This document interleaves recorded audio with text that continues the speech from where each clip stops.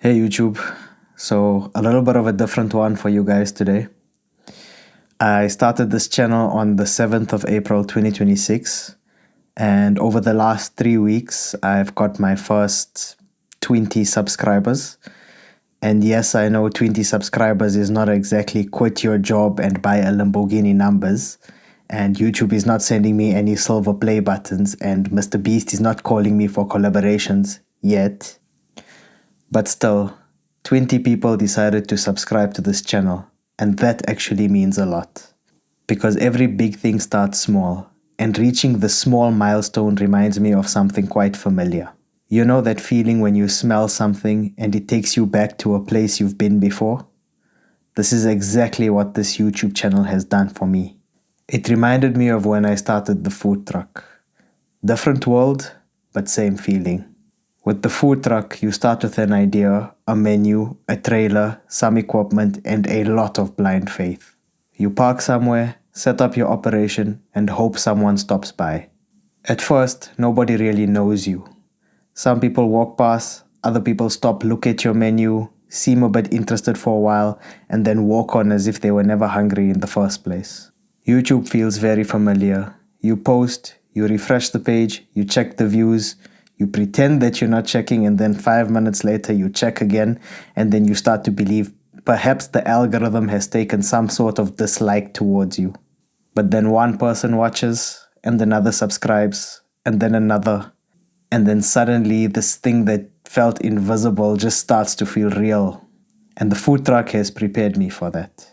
It taught me that growth is not always fast. Sometimes it's slow, sometimes it's awkward, and sometimes you feel like you're putting your heart into something and the world is responding with, cool, we'll see.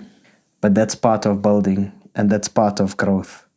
Because when you start a food truck, you quickly realize that you can't serve everybody. You have to niche down. The same way that you have to do with YouTube. Because in the beginning, there's always that temptation to offer too much. You want to do the burgers, you want to do the pizzas, you want to do the wraps, the pastas, and throw in a Sunday buffet just in case. Because you think more options means more customers. But too much variety actually works against you and slows you down. It makes things harder to manage, and it confuses people. People need to know what you're about, and YouTube is the same. You can't be making videos about food trucks today, study tutorials tomorrow, conspiracy theories on Thursday, and then nuclear explosions on Friday. Even though I might still do that one day. The point is, you need a clear direction. Not so narrow that you trap yourself, but clear enough that people know why they're here. With the food truck, people need to know what they're coming for. And with YouTube, people need to know what they're subscribing to. Another similarity is that they're both built on consistency. A food truck does not become a part of people's lives overnight. At first, nobody really knows you. And then somebody tries out your product. And then they come back. And then they bring a friend. And then they post you on Instagram.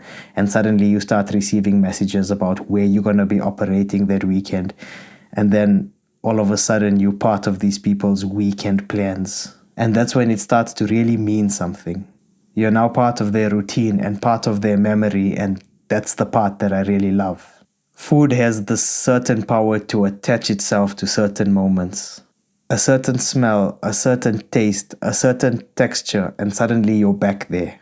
That's what I hope this YouTube channel eventually becomes.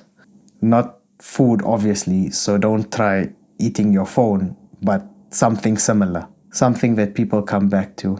Something that becomes a part of people's lives, even if it's just for a few short moments. See, both food trucks and YouTube force you to improve in public. There's no hiding. With the food truck, you learn while customers are watching. You misjudged stock. You forgot something important. The generator suddenly has attitude. Your fryer decides to take its own sweet time. And the item you decided to bring the least of that day is suddenly the item everybody wants. Even though yesterday, nobody seemed to buy it.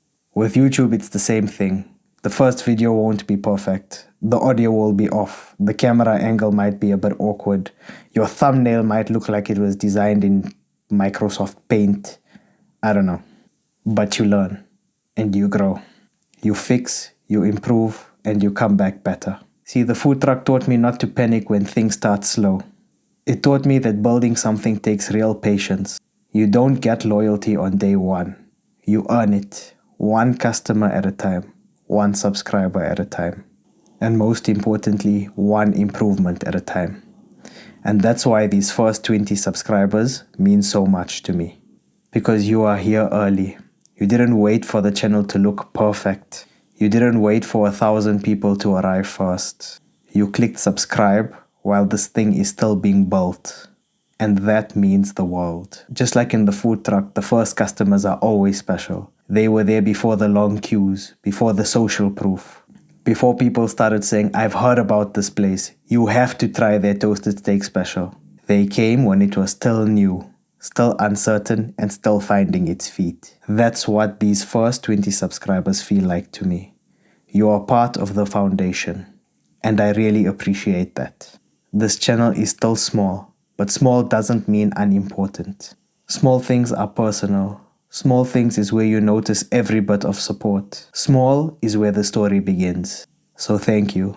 Thank you for subscribing. Thank you for watching. Thank you for being a part of the beginning. And thank you for taking me back to the days where I first began my food truck, except with a lot less oil burns. So here's to the first 20 subscribers. It may be small to the internet, but to me, it's the first real sign that this journey has begun. And I'm grateful that you're here for it.